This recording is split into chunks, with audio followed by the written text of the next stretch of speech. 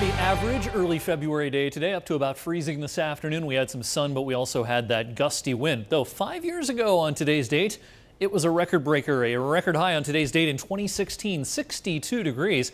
Now this winter has been a mild winter, but we haven't seen these kinds of extreme temperatures like we can have sometimes in the winter season. 62 5 years ago, that sounds awfully nice. Live look outside on our Briarfield Healthcare Center's weather camera this evening overlooking Southern Park Mall. The weather is quiet. It's going to stay that way overnight tonight and throughout the course of the day tomorrow. Our storm system that impacted much of the eastern U.S. is finally getting off the playing field this evening, and we're left with a little bubble of high pressure, which will keep us dry tonight. There's some clouds around right now.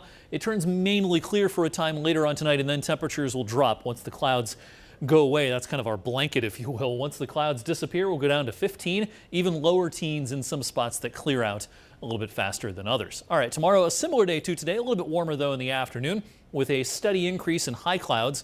In the afternoon, the sky will look kind of milky, but that filtered sunshine will help us some. All of this precipitation stays to our west through the daylight hours tomorrow, so we'll get several degrees above freezing. This will be the warmest temperature we see for some time, it looks like, because a cold front is heading our way, and the first thing we'll see is kind of a mixed bag of rain and wet snow arriving around mid-evening tomorrow. Now, at the onset, there may be a slushy half an inch or an inch worth of snow, especially over in Mercer and Lawrence counties, but that should get washed away pretty quickly by a changeover to rain in the middle of the night. But most of this precipitation will be gone by daybreak on Friday.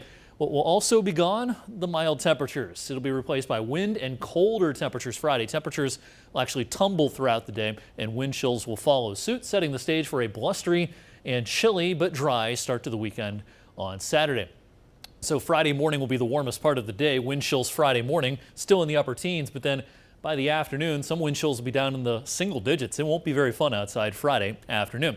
All right, the cold is still coming for next week, although maybe a little bit delayed. This lobe of the polar vortex, instead of kind of dive bombing through the Great Lakes, kind of still hangs up in Canada for the first part of the week, allowing the cold to kind of just gently ease in instead of hitting us all at one time. But yeah, the cold is still coming. This is a cold forecast for next week. Look how far below the average we'll be over the next 10 days once we get done with Thursday, way below the average for next week. And with the daytime highs in the 20s, there may be some single digit temperatures at night, maybe even a 0 or 2 before next week is through.